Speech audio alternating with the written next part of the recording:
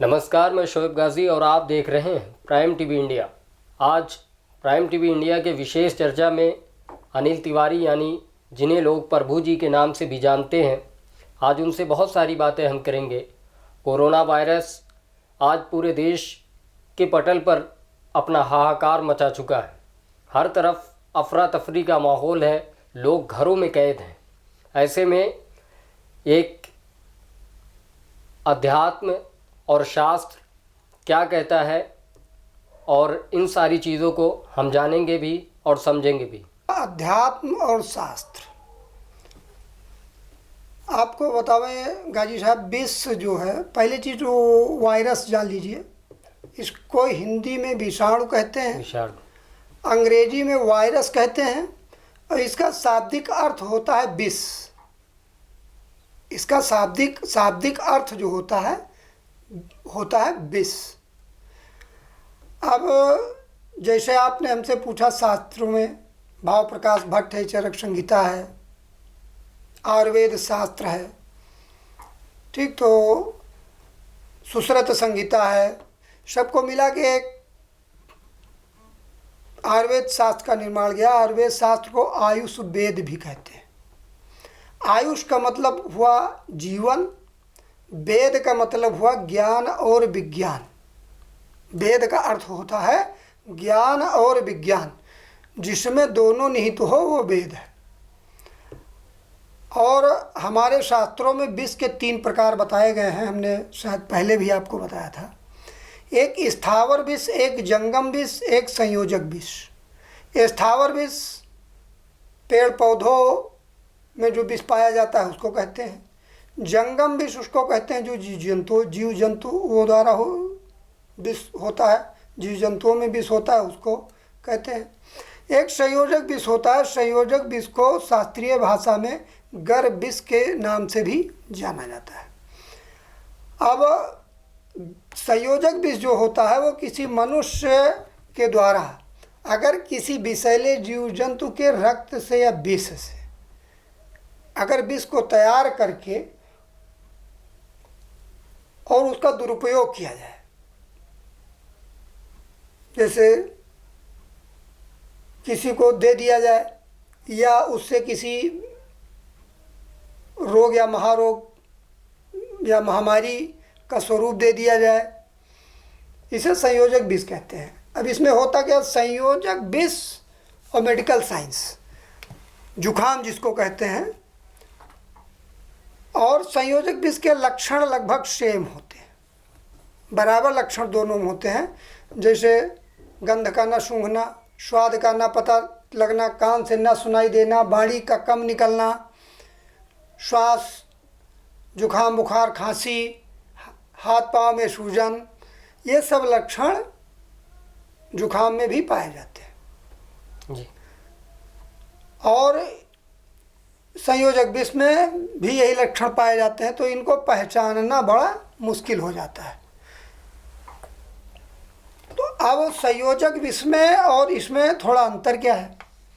इसमें जुखाम के लक्षण और संयोजक विष में ये है कि इसमें त्वचा रोग संयोजक विष में, और मन का विकृत होना और शरीर का विकृत होना, और हृदय की धड़कन का लगातार बढ़ा रहना, हार्ट बीट का बढ़ा रहना, ये संयोजक विष में और जुखाम में अंतर होता है। बाकी सारे लक्षण एक ही तरह होते हैं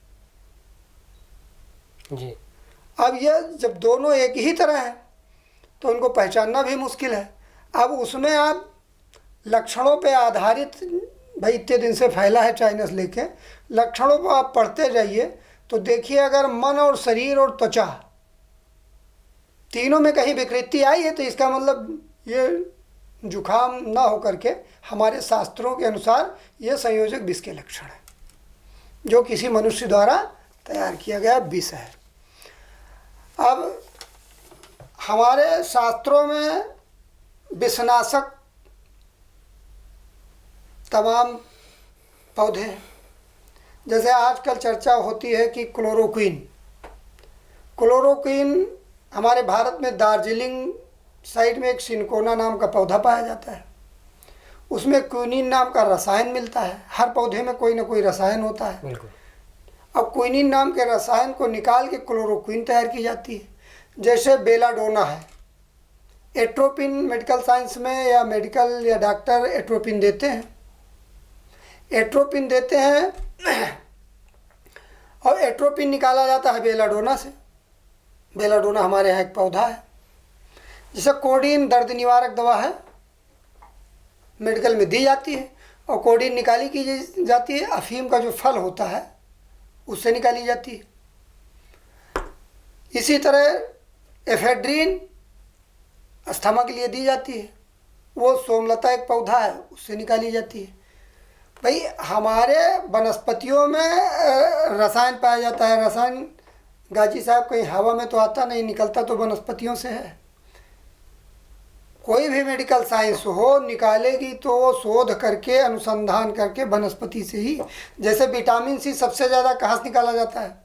विटामिन सी सबसे ज़्यादा आंवले से निकाला जाता है। तो विटामिन सी जो है वो रसायन वो सबसे ज़्यादा आंवले से निकाला जाता है। अब इसी तरह आप मान लीजिए कि बगैर वनस्पति के कोई भी मेडिकल साइंस हो, बगैर वनस्पति को आधार बनाए हुए, बगैर वनस्पति को प्रयोग किए हुए अगर कोई रसायन तैयार हो तो हमारे शास्त्रों में जो लिखा है वो हम बता रहे हैं। बिल्कुल। ये तो आपको बताने के लिए थोड़ा मेडिकल साइंस का अध्ययन हमको करना पड़ा। अब इसमें जो रसायन निकाले जाते हैं तो निश्चित है कि हमारे भारत की भूमि पर किसी न किसी पौधे में ऐसा रसायन जरूर होगा जो इस विष को, इस वायरस को समाप्त कर सके। अब जैसे हमारे शास्त्रों में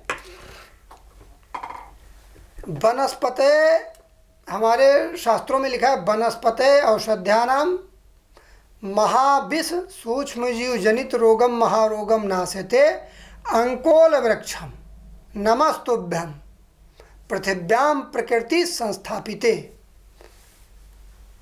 हमारे भारत की भूमि पर एक वनस्पति है, उसमें औषध या रसायन पाया जाता है जिसमें महाविष सूक्ष्मजीव से रोग या महारोग जो उत्पन्न होते हैं उनको नाश करने की संकित होते हैं, मतलब शक्ति प्राप्त होती है। उसे अंकोल वृक्ष कहते हैं। अंकोल वृक्ष को प्रकृति ने हमारे पृथ्वी पर स्थापित किया है और हमारे आयुर्वेद शास्त्र चरक संहिता भाव प्रकाश भट्ट या सुश्रुत संहिता में संयोजक विष या गर विष में स्पष्ट उल्लेख किया गया है कि ये चूहे के विष से, ये चूहे के विष में भी प्रयोग होता है और सर्प के विष में भी इसका प्रयोग किया जाता है। जो हमारे भाई शास्त्रों में जो लिखा है तो ऐसा तो है नहीं कि ऋषि मुनियों ने रात में स्वप्न देखा सुबह लिख दिया। पहले ये मनुष्यों पे प्रयोग किया गया और जब लक्षण के हिसाब से प्रयोग किया गया, प्रयोग करने के बाद जब इसका परिणाम आया तो इसको शास्त्रों में अंकित किया गया। तो ऐसा नहीं, हमारे वनस्पतियों में जैसे हमारे यहाँ तमाम विषनाशक पौधे हैं, जैसे पीपल है, बरगद है, पाकड़ है, आम है, नीम है, अशोक है, समी का पेड़ है, केला का पेड़ है, अंकोल का पेड़ है, ये सब आदि तमाम हमारे यहाँ विषनाशक वनस्पतियाँ हैं, पौधे हैं। इसी संदर्भ में आपको और बताना चाहूँगा, वनस्पते नाशकम देवतुल्यम वृक्षम, वनस्पते नाशकम, वनस्पते विषनाशकम देवतुल्यम वृक्षम मंदम अग्नि मध्य, मंदम अग्नि मध्य वायु प्रवाहते विषम नाशते। मतलब हमारे यहाँ ऐसे विषनाशक पौधे हैं मंदम अग्नि मध्य, मतलब अग्नि की ज्वाला ना हो, मंद हो यानी धुआं, मंदम अग्नि मध्य मतलब धुआं। मतलब हमारे यहाँ वनस्पतियों के पौधों या पत्तियों की धुओं में इतनी शक्ति है, धुएं में, कि वो वातावरण में बैठे जीवाणु और विषाणु को स्वतः नष्ट कर सकते हैं। जिस तरह हमारे मोदी जी ने शंख, ताली, थाली और दीपक का प्रयोग किया, उसी तरह हमारे यहाँ वनस्पतियों का भी अत्यधिक प्रयोग है। अब ये चूँकि वनस्पतियाँ शोध का विषय है, शास्त्रों से संकेत करना हमारा काम है, अनुसंधान करना वनस्पति अनुसंधान का काम है, वैज्ञानिकों का काम है।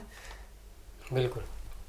एक चीज़ और है, आप तो एक अच्छे शास्त्र और आध्यात्मिक जो है जानकार हैं, ऐसे मुझे लग रहा है पूछ लेना चाहिए कि इसकी उम्र और सीमा क्या है कोरोना वायरस की? देखिए, विज्ञान में, साइंस में सूक्ष्म जीव अकोशिकीय होते हैं, ठीक, और साइंस कहता है कोशिकीय होते हैं, इनकी उम्र बहुत अधिक होती है, अत्यधिक होती है, कई सौ साल होती है। ये अपने नेचर को, ये मृत व्यक्ति के पास कभी नहीं जाएंगे, ये अपनी जीवित कोशिका को चिपक जाते हैं। इसीलिए आपको सावधानी बरतने के लिए कहा जाता है, चूँकि हम सभी जीवित हैं। ये मृत व्यक्ति के पास कभी, उनके नेचर पे कभी नहीं चिपकेंगे, ये जीवित कोशिकाओं के साथ चिपक जाते हैं। चूँकि व्यक्ति की तीव्रता बहुत लोगों को अधिक होती है, उनको तेजी से चिपक जाते हैं, जैसे वैज्ञानिकों ने तमाम ब्लड ग्रुप बताए। अब आपको एक मूल आधार बताऊँ, अपने आध्यात्मिक तरीके से आपको बताऊँ। अब आध्यात्मिक तरीका एक ये है, एक तो आपके जीवन के बारे में आपको हमने बता दिया कि इनका जीवन जो होता है बहुत लंबा होता है। अब आध्यात्मिक तरीका ये है कि जैसे मंत्र है, आध्यात्मिक तरीके से मंत्र है। मंत्र में जैसे ओम नमो नारायणाय जब आप कहेंगे तो ओम, गाजी साहब देखिए इधर जी, ओम जब करेंगे तो नाभि तक लाइए और नाभि से फिर शुरू करिए, नमो नारायण गले तक ले आइए, अड़ाए। आपको ओम नमो नारायणाय कह के हृदय में स्थापित करना है। जिन लोगों को नहीं हुआ है वो एक बार पढ़ें, क्योंकि इससे स्वाधिष्ठान चक्र से अनाहत चक्र तक सारे चक्र जागृत होंगे, और ये स्वाधिष्ठान चक्र से उठेगा। तो स्वाधिष्ठान चक्र का मूल काम है शरीर में विष को ना प्रवेश कर होने देना, और अगर विष प्रवेश हुआ है तो उस विष को शांत करना। तो जब ओम नमो नारायणाय मंत्र का आप जाप करेंगे तो इससे आपको अंदर, शरीर के अंदर जो है विष प्रवेश एक तो करेगा नहीं, अगर नहीं है तो, और अगर है, अगर प्रवेश कर गया है विष तो वो शांत हो जाएगा। क्योंकि शरीर के अंदर वात, पित्त और कफ होता है, और जब विष अंदर जाता है तो पहले वायु को कुपित करता है, फिर पित्त और कफ को दूषित करता है। तो ये जब त्रिदोष, ये तीनों दोष एक साथ पैदा होते हैं और ये अपने विषाणु जो है अपने समूह को इकट्ठा कर लेते हैं, तब ये हमला करते हैं। तो ये थे हमारे साथ अनिल तिवारी, जिन्हें प्रभु जी के नाम से लोग जानते हैं, जिनके विचार, जिन्होंने अपने विचार को प्रकट किया लोगों के सामने कि किस तरीके से हमें जो है कोरोना वायरस जैसे घातक वायरस से बचाना है। इस सिलसिले में हमारी बात हो रही थी, बहुत सारी चीज़ें उन्होंने बताया। खैर, हम फिर हाजिर होंगे, तब तक देखते रहिए प्राइम टीवी इंडिया।